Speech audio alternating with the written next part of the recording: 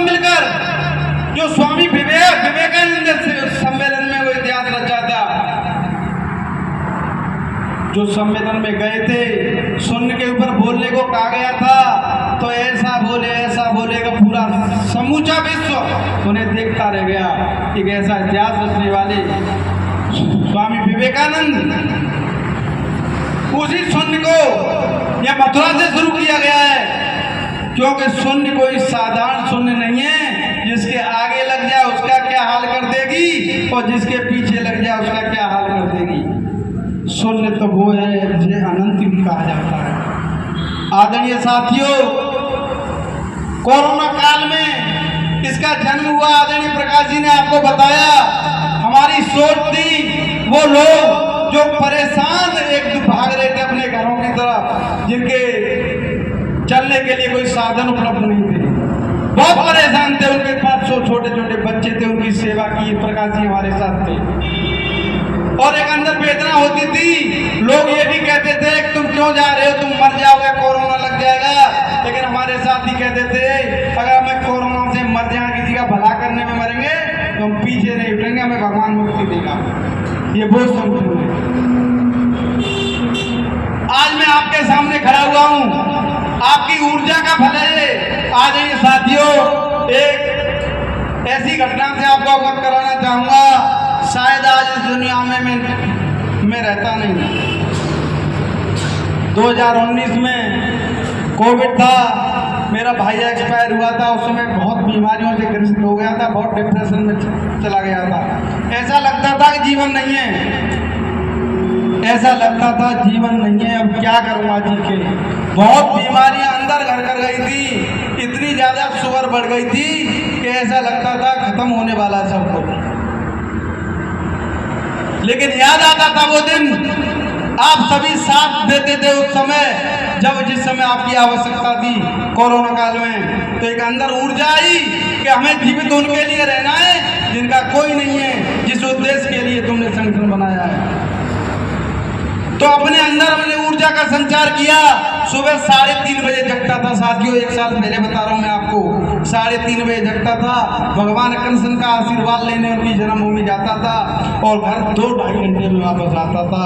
और धीरे धीरे भगवान ने इतनी ऊर्जा दी, सारी बीमारियों को माफ कर दिया। आदरणीय डॉक्टर देवदत्त शर्मा जी, मेरी आंखों की रेटिना की शक्ति चली गई थी, आपको बताऊं। आंखों से मुझे ढंग से दिखाई नहीं देता था, शक्ल दिखाई नहीं देती थी, बहुत समस्या थी। आदरणीय दीवान जी की बेटी की शादी थी, उस समय में नहीं पहुंच पाया।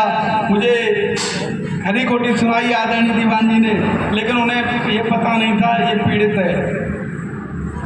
ऐसी चीजों का मैंने प्रयोग अपने ऊपर शुरू किया, ऐसी चीजों का प्रयोग अपने ऊपर शुरू किया, स्वयं के ऊपर एक्सपेरिमेंट किए मैंने, जो आने वाले समय में लाभान्वित होंगे बहुत सारे लोग।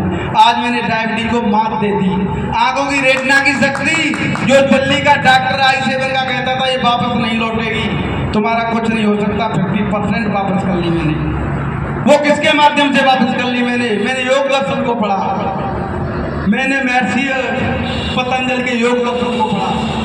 योग दर्शन के जो सिद्धांत होते हैं 8, उनमें पहले 2 सिद्धांत यम और नियम, ये बहुत जरूरी है व्यक्ति के जीवन के लिए, एक आदर्श जीवन जीने के लिए, इतिहास रचने के लिए। यम और नियम 2 भाग जो व्यक्ति जीवन में कर लेगा, वो वास्तव में बहुत बड़ा आदमी बनेगा और समाज का मार्गदर्शक बनेगा, बहुत बड़ी प्रेरणा मिलेगी और तब मिलेगा उसे। साथियों, उसके बारे में बताना चाहूँगा। यम का पालन करने लगा मैं।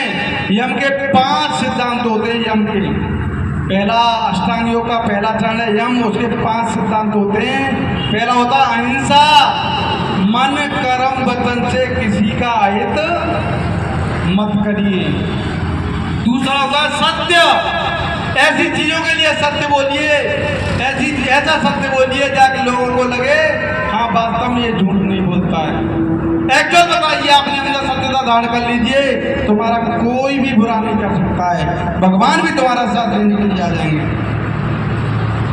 अपरिग्रह, ज्यादा संग्रह न करना। ज्यादा संग्रह की आवश्यकता क्या है? जो ईश्वर ने तुम्हें दे दिया उस पर विश्वास करो और आगे चल दो, भगवान तुम्हारा साथ देने के लिए तैयार हो जाएगा। मैंने आदरणीय साथियों से कहा संगठन को आपके तन और मन की जरूरत है, धन तो अपने भगवान कृष्ण से मांग लिया, वो अपने आप दे देंगे, संगठन आगे बढ़ता जाएगा। चौथा ब्रह्मचर्य।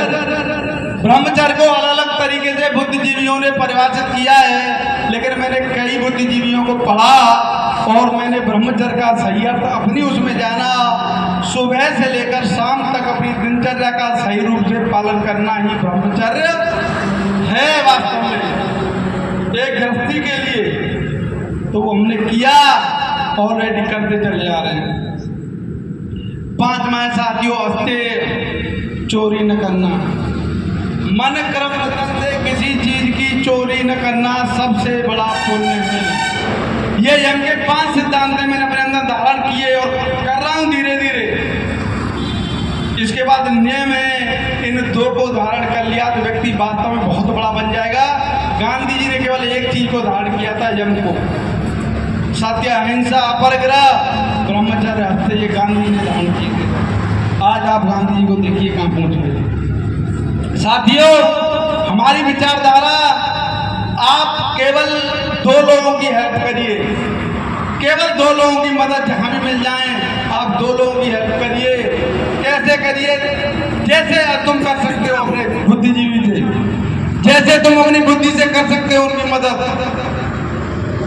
किसी को आवश्यक कोई चीज की जरूरत है और वह पैसा खर्च हो रहा है तो आप मुझे फोन करिए, मैं उसके लिए रोटी और कपड़े की व्यवस्था करूंगा और उसके लिए अब रहने की भी व्यवस्था की है। हमने जगह जगह अपना घर बन रहे हैं, उनसे कांटेक्ट किया है, वहां पहुंचाते हैं उन लोगों को। विधवा आश्रम बने हुए हैं, वहां कांटेक्ट किया है, वहां पहुंचाते हैं उन लोगों को। सबसे बड़ी विचारधारा है, एक सोच रखिए, बहुत अच्छी सोच जो हमें आगे बढ़ाएगी।